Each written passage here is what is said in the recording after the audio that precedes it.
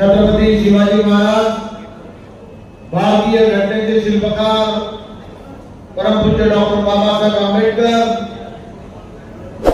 हरित क्रांतीचे प्रणेते स्वर्गीय वसंतराव नाईक, महात्मा ज्योतिबा फुले। हा जो सत्कार हा महाविकास आघाडीच्या वतीने या ठिकाणी आयोजित केलेला आहे। मोठ्या संख्येने आपल्या महाविकास आघाडीचे सर्व कार्यकर्ते या ठिकाणी उपस्थित झालेले आहेत। राहुल भाऊ ठाकरेंनी या ठिकाणी आपल्या व्यथा या ठिकाणी सांगितल्या। मी आता त्यांना एकच सांगू इच्छितो ना, आपल्याला सुद्धा सांगू इच्छितो की आता आपला वनवास संपलेला आहे। काळजी करू नका।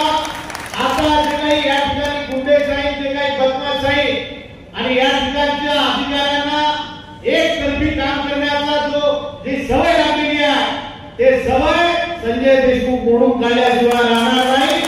या ठिकाणी ज्याचं खरं आहे त्याचं खरं होईल, ज्याचं खोटं आहे ते खोटं होईल। चुकीच्या माणसाचं काम होणार नाही आणि चुकीच्या माणसाचं जर अधिकारी वर्ग काम करत असेल तर सपाटे लावल्याशिवाय आम्ही राहणार नाही, हे सुद्धा या ठिकाणी सांगतो। शेवटी गरीब आणि सामान्य माणसाला न्याय पाहिजे। कोण कोणत्या पक्षातून आहे, कोणाचं काम केलं हे पाहण्यापेक्षा त्या गरीब आणि सामान्य माणसाला न्याय मिळाला पाहिजे। आणि तुम्ही ज्या विश्वासानं एवढ्या जनशक्तीचा उपयोग झाल्यानंतर सुद्धा जनशक्तीच्या माध्यमातून या विरोधाला नेरमध्ये मी एकही बोलणार नाही, एकाही गावात गेलो नाही, एकाही गावातल्या कार्यकर्त्याला फोन केला नाही, तरी सुद्धा तुम्ही सर्व कार्यकर्त्यांनी मेहनत करून 9000 मताचा लीड या ठिकाणी मिळालेला आहे। प्रचंड जनशक्तीचा उपयोग झाला, परंतु त्या जनशक्तीचा काही उपयोग या विरोधाला नेरमध्ये झाला नाही। आणि मी तुम्हाला खात्रीने सांगतो की येणारा जो कोणी उमेदवार असेल महाविकास आघाडीचा, तो संजय देशमुख आणि आपण सर्वजण निवडून आणल्याशिवाय राहणार नाही, हे दगडावरती पांढरी रेष आहे, हे सुद्धा प्रामुख्याने सांगतो। शेवटी हे लढाई, या लढाईमध्ये पहिल्या लढाईमध्ये आपण विजय मिळवलेला आहे। अनेक लढाया आहे, तुमच्या सुद्धा पंचायत समिती, जिल्हा परिषदच्या निवडणुका होणार आहे, विधानसभेची निवडणूक आहे। या निवडणुकीत सुद्धा महाविकास आघाडी आपण ठेवणार आहोत। महाविकास आघाडी काय फक्त खासदार आमदारापुरती राहणार नाही, तर आपण जिल्हा परिषद, पंचायत समित्या, सोसायट्या, कोणतीही निवडणूक असो, दिग्रज, दारवा, मेयर मधली कोणती निवडणूक असो, ते महाविकास आघाडीच्या नावानेच लढवल्या जाईल। आणि जसं उत्तर देण्याचं काम सुद्धा आपण या ठिकाणी ठेवून काळजी करू नका। शेवटी कार्यकर्त्याच्या पाठीमागे कोणीतरी नेता उभा झाला पाहिजे आणि प्रत्येक कार्यकर्त्याला असं वाटलं पाहिजे की कोणाचं तरी पाठबळ आपल्या पाठीमागे असलं पाहिजे।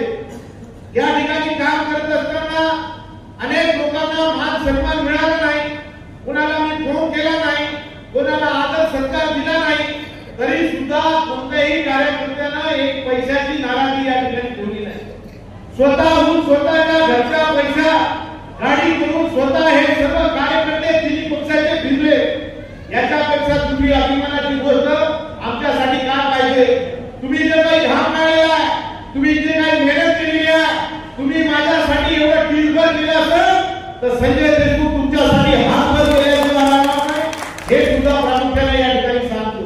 आपल्या भागाचा विकास झाला पाहिजे। आपल्या भागामध्ये जे काही केंद्र सरकारचे जे काही प्रोजेक्ट आहेत, ते प्रोजेक्ट सुद्धा आणण्याच्या दृष्टिकोनातून आपला प्रयत्न राहणार आहे।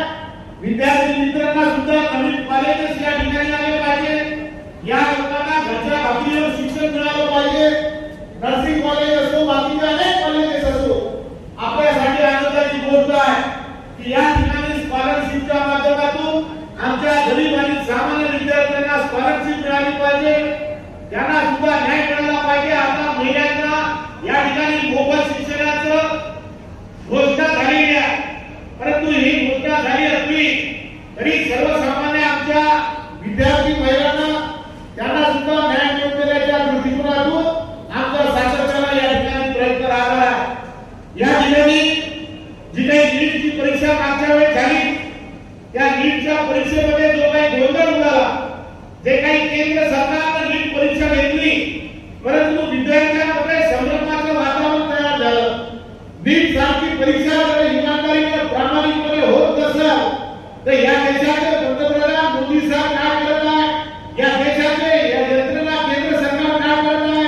अरे लाखो विद्यार्थी या ठिकाणी दिवस रात्र मेहनत करून अभ्यास करतात आणि काही धनधान्य लोकांच्या मुलांना या ठिकाणी पैसे देऊन किंवा त्या ठिकाणी लताबाजी लावून नीटच्या परीक्षेत पेपरमध्ये मार्क पाडवल्या जात असेल तर याच्यापेक्षा या देशामध्ये दुर्दैवाची दुसरी कोणती गोष्ट असू शकत नाही. या ठिकाणी लोकसभेमध्ये सुद्धा नीटच्या प्रश्नाच्या संदर्भात आम्ही त्या ठिकाणी महाविकास आघाडीच्या सर्व लोकांनी इंडिया आघाडीने त्या ठिकाणी आवाज उठवला. त्या ठिकाणी पेश होणार आहे. नीटच्या संदर्भात सुद्धा आम्ही त्या ठिकाणी या यवतमाळ वाशिमचा तुमचा आशीर्वादाने मी वेळा विभागाचा खासदार झालो. त्या ठिकाणी त्या संदर्भात सुद्धा मी आवाज उठवेल. या ठिकाणी गरीब आणि सामान्य माणसाचे जे काही प्रश्न असतील, शेतकऱ्याच्या कापसाच्या भावाचा प्रश्न आहे, शेतकऱ्याच्या सोयाबीनच्या भावाचा प्रश्न आहे, एमएसपीचे दराच्या बाबतीतला प्रश्न आहे, पीक विम्याचा प्रश्न आहे, खरडी आणि त्याच्यामध्ये भाव केलेल्या शेतकऱ्याचा प्रश्न आहे. या ठिकाणी गुन्हा गोविंदाने सर्व जाती धर्माचे लोक राहतात, त्यांचे अनेक प्रश्न आहेत. हे सर्व प्रश्न या ठिकाणी मार्गी लावण्याचं काम मी माझ्या परीने त्या ठिकाणी करण्याचा प्रयत्न करणार आहे. आणि मित्र काळजी करू नका, या 1-2 महिन्यानंतर आचारसंहिता या ठिकाणी लागणार आहे आणि विधानसभेच्या निवडणुका लागणार आहेत. या विधानसभेच्या निवडणुकीमध्ये या महाराष्ट्रामध्ये महाविकास आघाडीचं सरकार येणार आहे याचा काही मात्र शंका नाही. आणि मी या 7 मतदारसंघात फिरलो. या 7 मतदारसंघात फिरत असताना अतिशय चांगलं वातावरण या ठिकाणी आहे. आपल्या बाजूच्या हिंगोली मतदारसंघात सुद्धा शिवसेना उमेदवाराचा खासदार त्या ठिकाणी झालेला आहे. आपल्या यवतमाळला लागून असलेल्या वर्ध्यामध्ये सुद्धा राष्ट्रवादीचा उमेदवार त्या ठिकाणी निवडून आलेला आहे. आपल्या बाजूला अमरावतीमध्ये सुद्धा या ठिकाणी इंडिया आघाडीचा उमेदवार त्या ठिकाणी काँग्रेसचा आलेला आहे. या ठिकाणचं या विदर्भातलं वातावरण या ठिकाणी सर्व जाती धर्माच्या लोकांनी ठरवलेलं आहे की पुढे महाविकास आघाडीचं सरकार आणायचं आहे. आणि हे सरकार गोरगरीब सामान्य शेतकऱ्याच्या साठी सर्वसामान्य लोकांसाठी असलं पाहिजे. या येणाऱ्या सरकारमध्ये तरुण बेरोजगारांना काम मिळालं पाहिजे, त्यांना चांगल्या सुविधा मिळाल्या पाहिजे. या दृष्टिकोनातून सुद्धा तुमचा आमचा सर्वांचा या ठिकाणी प्रयत्न राहणार आहे. तुमच्या पाठीमागे मी सदैव या ठिकाणी उभा राहणार आहे. तुमच्या सुखात असो, तुमच्या दुःखात असो, तुमच्या अडचणीत असो, बेप्रसंगी कोणत्याही कामात असो, मी सदैव आपल्याला साथ दिल्याशिवाय राहणार नाही. आणि या यवतमाळ जिल्ह्यामध्ये ज्या पद्धतीचं राजकारण आता चाललेलं आहे ते 2 महिन्यानंतर हे संपुष्टात आपल्याला आणायचं आहे. आणि बिगडत दारवा नेटचा पुढचा आमदार हे महाविकास आघाडीचाच आपण निवडून आणू हे सुद्धा प्रामुख्याने या ठिकाणी सांगतो. आपण सर्वजण या ठिकाणी मोठ्या संख्येने उपस्थित झालेला आहात.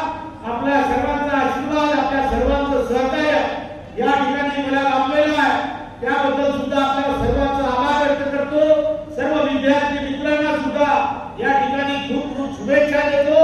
आणि निश्चितपणे तुमच्या कोणत्याही अडचणीमध्ये आम्ही सदैव आपल्या विद्यार्थी मित्रांच्या पाठीमागे खंबीरपणे या ठिकाणी उभं राहू एवढी शाश्वती देऊन मी माझे 2 शब्द संपवतो. जय हिंद, जय भारत.